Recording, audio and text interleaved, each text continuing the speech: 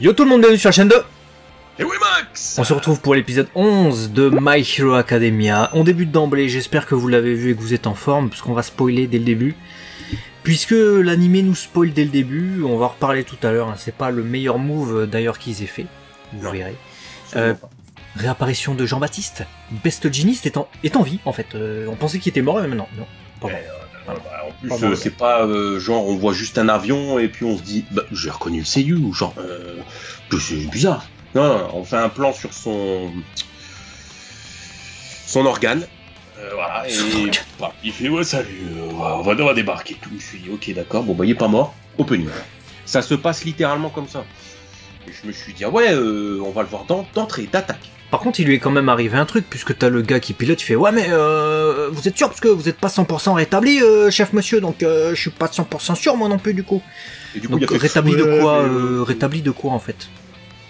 Ah, peut-être que Rox, en fait, et lui se sont arrangés. Bon, il devait être blessé pour feindre sa mort, mais peut-être que, en fait...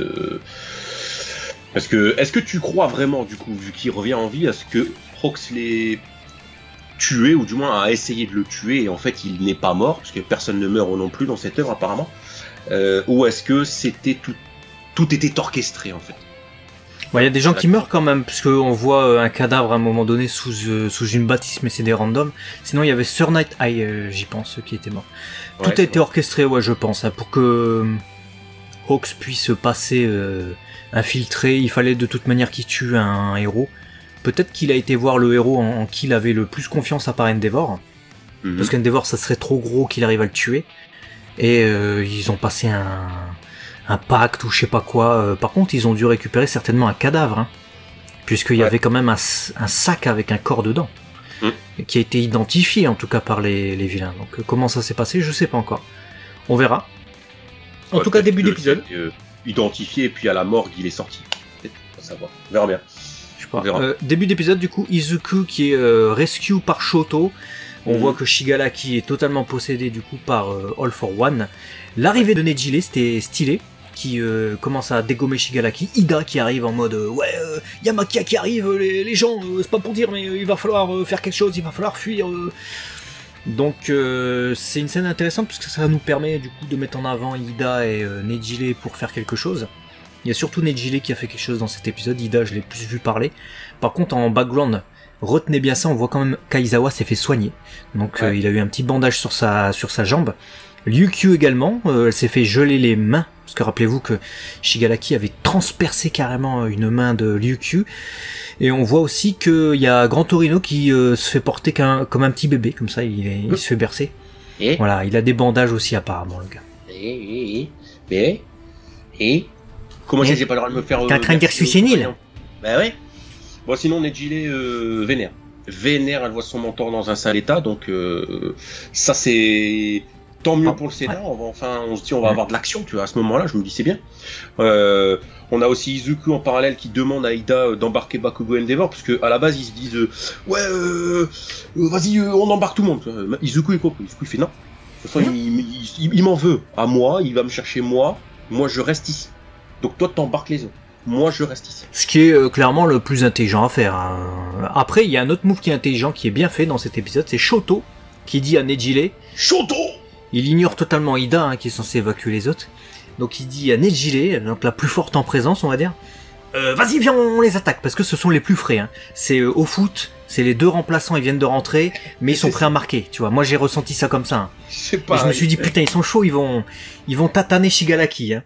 Shigaraki totalement zombie d'ailleurs. Hein. Ouais, On est dans un jeu vidéo là. C'est le boss qui revit malgré qu'il ait pété tout son stamina. Il revient avec la dernière barre rouge plus haut qui fait.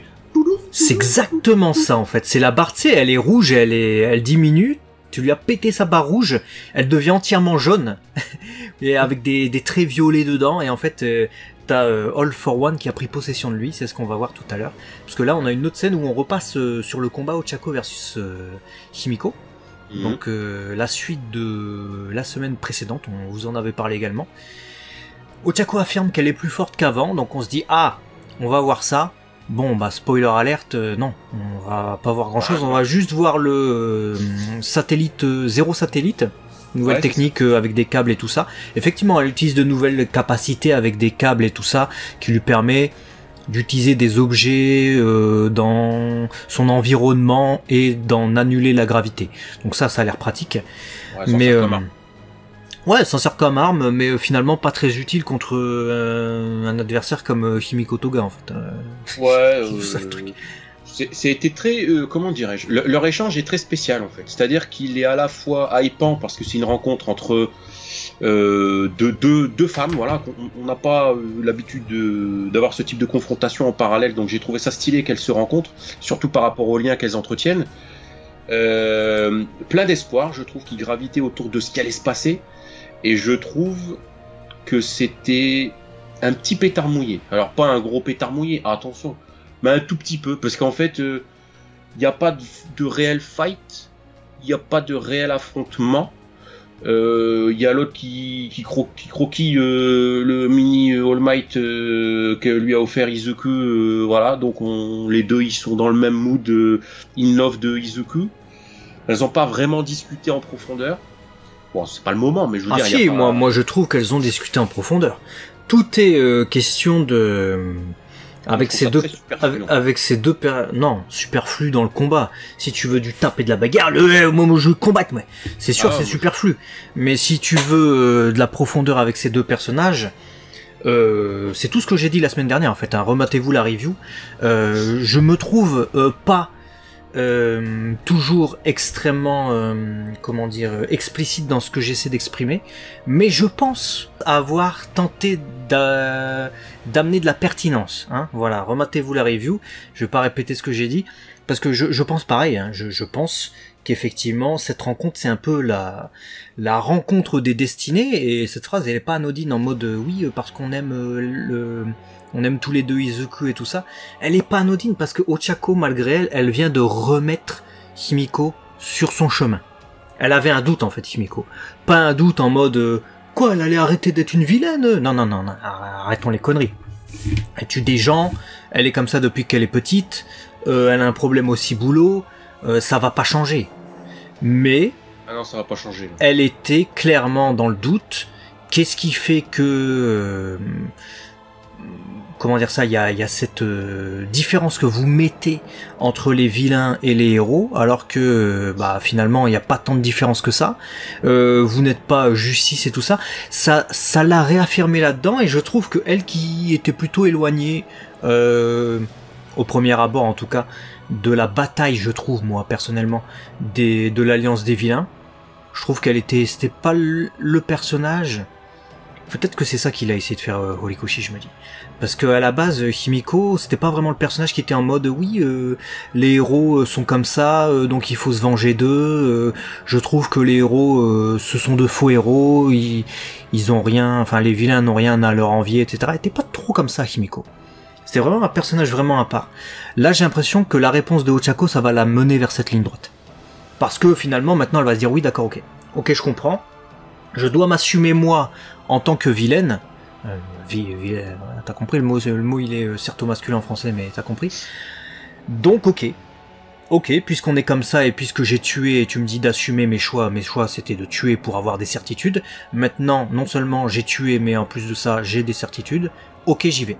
Et je l'ai ressenti comme ça moi en tout cas. Donc pour moi ça m'a amené vraiment à déboucher quoi. D'accord, ok. Je vois ta lecture, je vois comment tu l'as vu, et effectivement, moi je pense que c'était pas suffisant pour me happer, pour vraiment venir me chercher à 100%. Je trouve que les persos sont normalement plus profonds que ça, et j'ai trouvé pas superficiel dans le sens où l'amour c'est superficiel. L'amour change bien des choses dans beaucoup de domaines et dans beaucoup d'œuvres, donc c'est pas ça le sujet.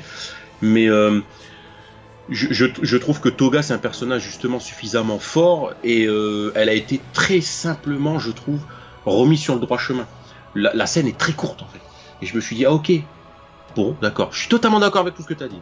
Le fait que ça y est elle repart et lui dit tu dois assumer, ok bah j'assume, ok d'accord, bah je me casse, tout ce que tu as dit, je trouvais ça, oui je suis d'accord, mais j'ai trouvé ça très expéditif. Peut-être j'aurais peut-être voulu un petit peu plus de dialogue, un tout petit peu plus de profondeur sur des points de vue, peut-être des sortes de mini électrochocs ou des mini provocation plus profonde. Là, j'ai trouvé ça assez rapide, pas mauvais, mais voilà. Mais si je pense que c'est une perception personnelle, mais voilà, on va pas faire 2 heures sur ça. Ouais, bah, je comprends. Après, c'est quand même un passage important, en tout cas pour les deux personnages. Moi, j'ai trouvé ça efficace, en fait. Je comprends ta perception, mais en fait, si ça avait duré plus longtemps, leur échange, et puis je me mets un flashback, j'ai un électrochoc, puis moi aussi de mon côté j'en ai un, ça aurait été un peu trop, tu vois, ça aurait été un peu parodie du shonen manga. Qu'est-ce qui m'arrive? Ah oui, c'est ça. Ah, c'est donc ça qui veut dire.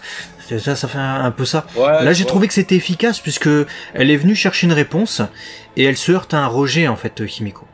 Donc finalement, elle se heurte à ce qu'elle a toujours eu toute sa vie, même de la part d'une personne qu'elle admire en plus. Ça c'est clair. Elle est dingue, d'accord, mais dans sa dinguerie, elle entretient une certaine logique et elle dit bah tu vois, moi les persos que j'admire, en fait, j'ai envie de me prendre pour eux parce que ceci était, etc. Elle choque Ochako en révélant ce qu'elle a fait de son pouvoir. Ochako là, elle est vénère comme jamais, elle a envie de tout péter. En plus de ça, elle lui vole son truc. Donc nécessairement, elle se heurte au rejet, à la carapace d'Ochako et à ce truc qui ne peut pas passer entre les deux. C'est pas possible. Et du coup, ça me conforte sur le fait que Himiko, bah du coup maintenant elle est elle-même confortée dans son idée de l'alliance des vilains et de pas faire bande à part, ce qui aurait pu arriver. Et de l'autre côté, Ochako, par contre, là, elle est de plus en plus vénère contre l'Alliance des Vilains, vénère contre Himiko. Lorsqu'elles vont se recroiser, ce sera pas la même salade, je pense. Et en plus de ça, elle lui a fait perdre du temps alors qu'elle voulait sauver des gens. Donc là, elle doit se dire, putain, j'ai été inutile, j'ai été retenue, etc. Ça peut être utile pour la suite. Hein. On voit d'ailleurs Tsuyu qui arrive pour la sauver, donc il va peut-être y avoir une alliance entre les deux. Tsuyu qui arrive, parce que tu vois, malgré tout, j'étais quand même à fond dans cet échange, justement. J'étais pendu à ce discours. À la langue de Tsuyu, t'étais accroché. D'un coup, je vois Tsuyu qui est comme ça, qui fait « Ouais, je viens de sauver !» Je fais « Mais qu'est-ce qu'elle vient casser le truc ?» Mais vraiment, en vrai, j'ai mal vécu son arrivée. Ah ouais? Non, j'ai trouvé déjà le plan dégueulasse, excuse-moi. Dégueulasse, c'est-à-dire, elle intervient jamais, Grenouilleman, Woman plutôt. Et là, elle intervient, un vieux plan dégueulasse avec sa vieille langue pendue. Je suis... C'est ça ton arrivée héroïque dans un moment voilà, d'importance potentielle scénaristique. Franchement, Tsuyu, en ce moment, c'est pas son arc. Hein. Ouais, non, Tsuyu, c'est pire. Hein. On disait Ochako fait pas grand-chose et tout, mais et Ida non plus. Mais Tsuyu, pour l'instant, c'est pire. Elle a failli se manger une brique. Et d'ailleurs, tu disais, il y avait ce truc scénaristique et tout ça, l'arrivée de Tsuyu que t'as mal vécu. Il y a un autre truc aussi qui est très facile, j'ai trouvé dans cette scène. C'est Makia, il fait tout trembler. Du coup, Himiko, elle en profite pour se barrer. Hein. Mais franchement, elles ont trop de la chance de pas s'être fait piétiner. Ouais, j'avoue. Parce qu'elles sont à l'intérieur, elles peuvent pas savoir ce qui se passe à l'extérieur. Le gars, il aurait pu passer sur la maison, mais c'est n'importe quoi. Là, je me suis dit, ok, tu te protèges la tête comme ça parce qu'il y a des étagères qui tombent, mais barre-toi plutôt, tu vois. Je suis d'accord. C'est tout des trucs, bon, c'est des petits raccourcis. Après, il y a beaucoup d'actions qui se passent en parallèle aussi. Donc, je pense qu'il faut comprendre Horikoshi qui essaye d'être assez digeste dans les trucs. En mode, ouais, bon, ça passons. Comme la même illogisme où le gars il est censé passer au travers de 50 000 villes en 80 km. Toga Ninja, quand même. Pareil, ça, expéditif. Allez, non, bah ça j'ai bien aimé. Le personnage est très. Il est plus cheat que ce qu'on pense en fait. C'est-à-dire qu'on pensait qu'elle allait être mise à mal par Ochako. Pas du tout. Pas le moins du monde, alors que l'autre elle nous sort des nouvelles techniques à base de câbles et tout ça, et vu qu'on parle de câbles, bah, on va rapidement arriver à pas mal de câbles, hein, puisqu'il y a déjà ceux de Shigaraki. All for One nous révèle tout, en fait, hein, il fait ouais, donc en fait, il a pleine conscience de ce qui se passe le gars, hein. Il contrôle non seulement Shigaraki, mais en plus il a conscience de son environnement, alors qu'il est enfermé, camisole de force, etc., je rappelle. Hein. Mais il sait ce qui s'est passé, ce qui se passe, et il parle, il nous explique hein, qu'il a mis des rivets harponneurs en autonomie dans la moelle épinière de Shigaraki, qui peuvent s'activer et qui lui permettent de bouger et d'être maintenu, parce que là son corps est tellement choqué en fait, que s'il se prend une autre patate, il est très mal. Il est au bord de la rupture. Ouais. Bon, ça c'était intéressant... parce que ça souligne là où on est arrivé physiquement Shigaraki, et tu te dis bah s'ils subissent d'autres attaques c'est la merde. Et dans la foulée, littéralement, il y a Shoto et Nejile qui se mettent à attaquer. Je me suis dit, ah ouais. Je me suis dit, ah bien. Je me suis dit, ah bien, parce que Shoto, il a balancé un Green Cloud, là, je l'ai le truc, là. Je me suis dit, bah c'est bon, il a sauté, là, Shigaraki, c'est fini. Il vient de nous dire, vient de nous faire un laïus, là, All for One, pour nous dire, son corps, il tiendrait pas face à une autre attaque. L'autre, il lui balance une bombe. C'est bon. Non, c'est pas fini. Bah c'est presque bon, hein, mais il y a Makia qui arrive et bam, il gicle comme ça Shoto il dégage du coup. Et il y a Bakugo qui est tenu par Ida, il fait ah non, moi je m'en fous, vas-y, je vais combattre à nouveau, moi, rien à foutre, etc. Donc il va revenir sur le devant de la scène, Bakugo. Il tient sur une jambe, le gars. Hein. Ouais, bah y a pas que lui qui tient sur une jambe, hein. Bakugo il tient sur une jambe, Endeavor il tient sur un poumon apparemment. Ah, Izawa il tient aussi sur une jambe. Ouais, il y a tout le monde qui est en PLS, Izuku il tient sur ses jambes mais il n'a plus de bras. Donc ouais, c'est vrai que là le postulat c'est la PLS hein, en général. Endeavor qui nous fait du coup une révélation, il est plus que sur un seul poumon perforé, il respire que de moitié, son corps le fait extrêmement souffrir, mais il veut arrêter Makia, mais il se dit je suis numéro 1, je peux pas affaiblir maintenant, je dois tout donner. Et là Dabi se montre, il se teint les cheveux. Bon, j'ai immédiatement compris que j'avais raison. Ma théorie était bonne. Moi, je pense qu'il se déteint les cheveux. Je pense qu'il s'éteint. Ah, tu penses qu'il s'est... Ah, oui, t'as raison. Je me disais, qu'est-ce qu'il se fout sur les cheveux et pourquoi ils deviennent blancs? Mais t'as peut-être raison. Peut-être qu'il s'est éteint les cheveux avec genre du pétrole ou de la merde qui s'était mis sur les cheveux. Et en mettant de l'eau dessus, la crasse est partie et ses cheveux naturels sont revenus. Effectivement, t'as bien vu. Bon, du coup, c'était bien le frère de Shoto et de Fuyu et de Natsu, c'était bien Toya. C'était le gros spoil d'enfoiré que je m'étais pris à l'époque. J'avais tapé, je sais plus, Dabi ou Toya, et c'était pile au moment où la toile venait d'apprendre avec le manga le truc, et donc dans les grandes lignes en haut, il y avait que ça. Et je me suis dit, ok, super, merci. Tu t'es niqué au moins 2 saisons comme ça. Et du coup, je le savais depuis longtemps, mais du coup, j'ai préservé le secret. Même si, donc ça me faisait rire de te voir développer des théories, d'analyse. Je m'en doutais. Et je pensais que machin, du coup, ça me faisait sourire, mais je disais rien. Bon, t'as bien vu, hein, dans chaque vidéo, je disais que c'était un gars de la. Bah, tu sais pourquoi? Et d'ailleurs, Hirakinuki nous fait un fichier, donc c'est bien parce qu'on a des repères pour vous faire des échos aux saisons précédentes. Et là, déjà. Au début de la saison 2 de l'anime, il y avait un flashback, rappelez-vous, où on voit justement les autres membres de la famille Todoroki. Donc on voit Fuyu, petite, on voit Natsuo, qui a une autre coupe de cheveux, et on voit un gars de dos, les cheveux rouges, et on apprendra plus tard, dans les saisons d'après, qu'il y a Toya, qui est donc le grand frère, qui a disparu, qui est mort, etc. Personne ne veut en parler, c'est un choc. Ouais, Toya, que lui est-il arrivé? Ah, désolé, ouais, je t'en ai pas parlé. Des trucs comme ça, il y avait que des embrouilles comme ça. Et je me disais, le gars gère le feu, Dabi. Il y avait la rencontre, il y a 2 saisons avec Endeavor, en mode, Endeavor, t'es là, etc. Je trouvais ça bizarre qu'ils le reconnaissent pas, mais il a la gueule quand même totalement défoncée, le gars. On a toutes les explications évidemment dans cet épisode. Donc il y avait pas mal de pistes, à tel point que Hirakinuki nous a fait un très très beau fichier qui récapitule toutes les pistes qui auraient pu vous mettre, ou qui vous ont mis, pour ceux qui s'en doutaient également, sur la voie. Donc on vous fera très certainement une vidéo récap de tout ça, parce que il y a une belle vidéo à faire, parce que là en fait si on vous fait tout ça là maintenant, la review elle dure 40 minutes, 50 minutes, et il y a trop de trucs en fait.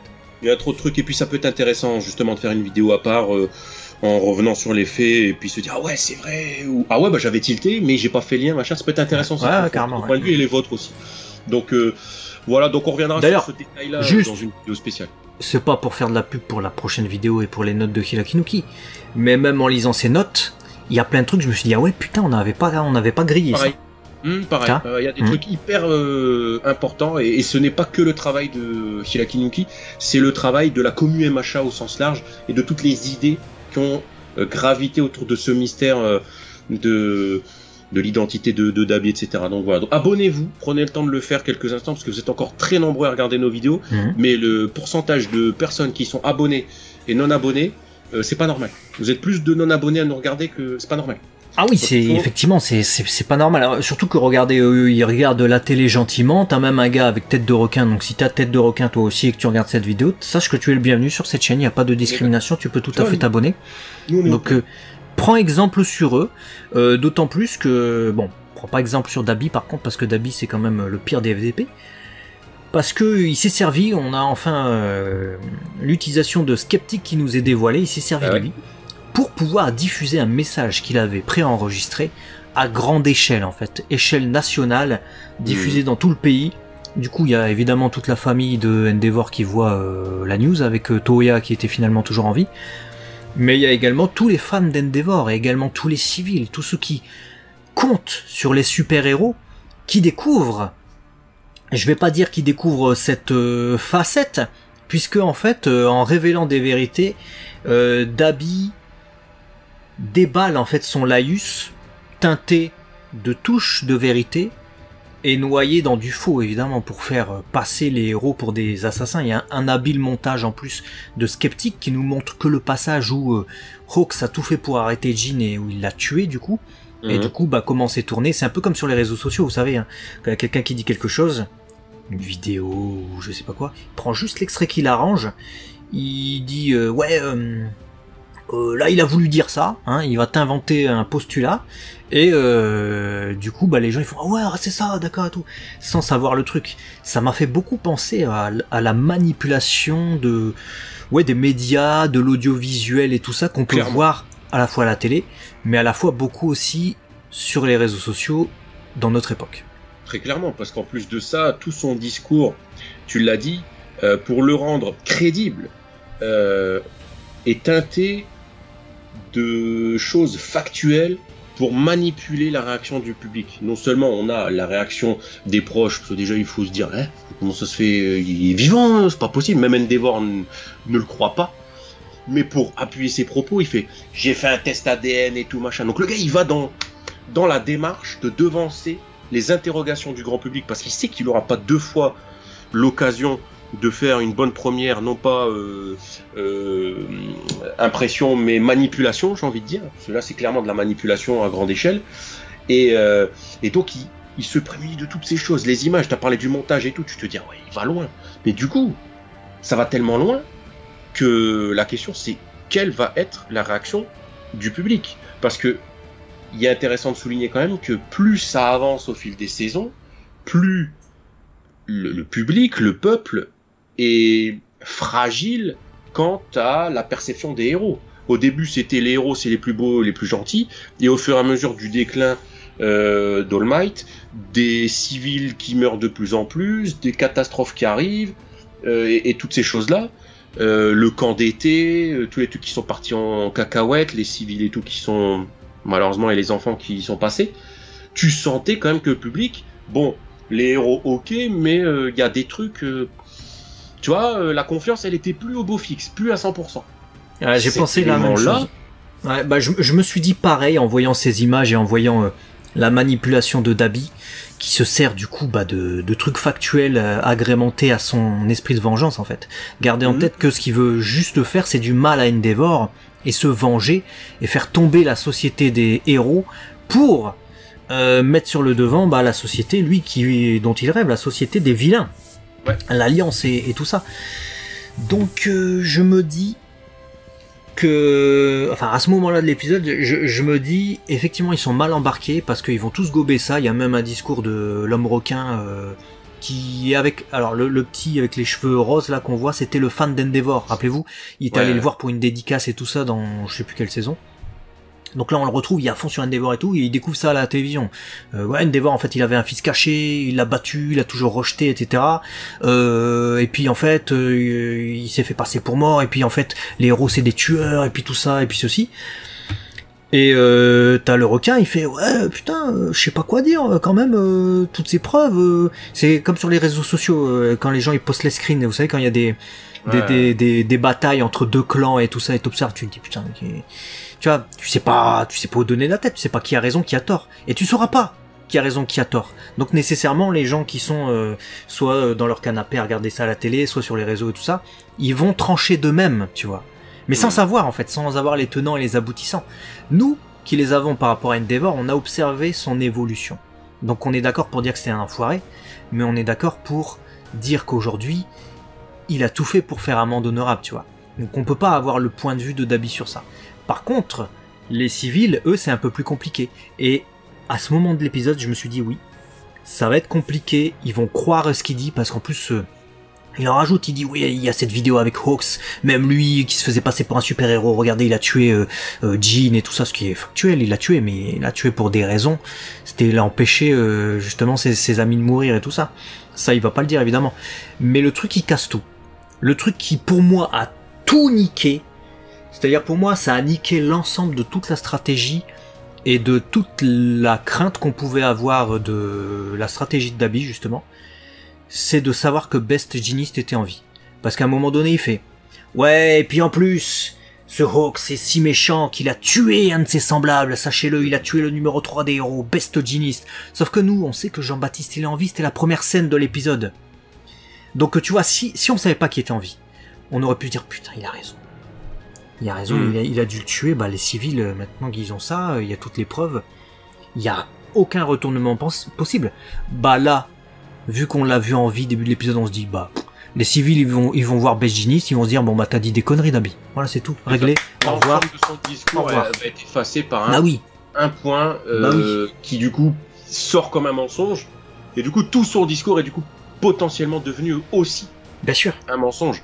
Donc et c'est là aussi où je trouve que Best Jeanist lui arrive au bon moment, ce fou là, parce qu'il capture tout le monde, etc. machin. Quand on le voit arriver, je me dis putain, c'est trop bien.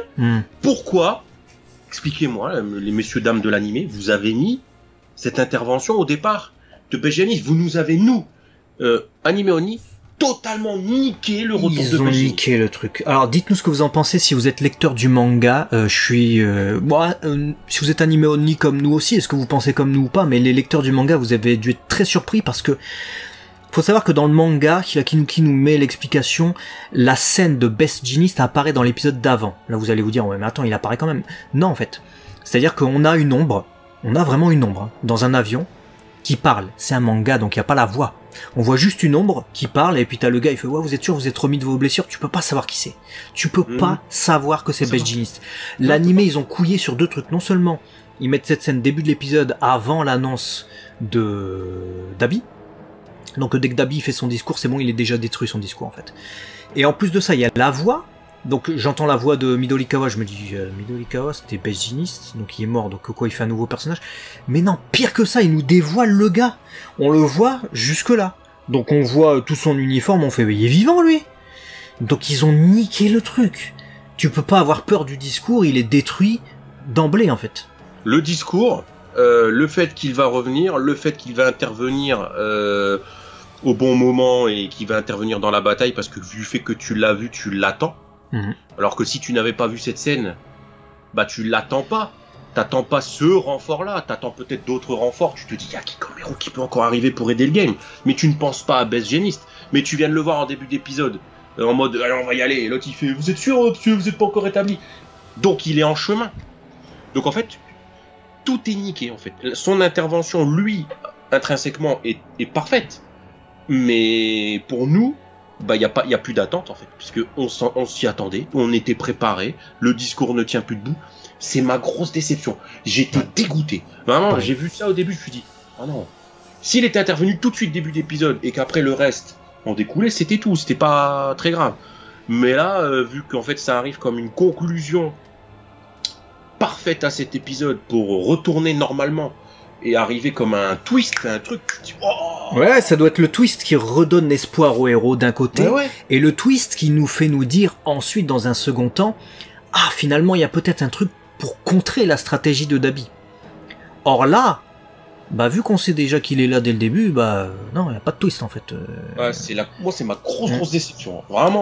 Pareil, c'est un épisode que j'ai bien aimé, qui est super bien réalisé, avec de très belles animations, notamment pour la mise en scène de Dabi et tout son discours grandiloquent face à son père, littéralement. Ouais, clairement. Mais oui, cet agencement, en tout cas, non, dommage. Dommage, très très dommage, pas de gestion au niveau de Jean-Baptiste le pauvre. Ouais. Voilà, bah écoutez, dites-nous si vous avez kiffé cet épisode, si vous avez été dérangé aussi par Jean-Baptiste, si vous étiez des mangas et animés sans spoil sur la suite, s'il vous plaît, donnez-nous votre avis sur la perception de Jean-Baptiste, d'Abby, tout ça. Et puis surtout, abonnez-vous pour pas louper les prochaines vidéos sur la chaîne de Léo et Max et ne pas louper cette prochaine vidéo spéciale dédicace Psartec à Dabi. Voilà. Ouais, spécial dédicace également à Jean-Baptiste qui sera là la semaine prochaine normalement. Et merci à Nouklet aussi pour le file. On se retrouve prochainement pour Dabi. Dabi. Ou plutôt Toya. Abu Dhabi. Todoroki. Todoroki.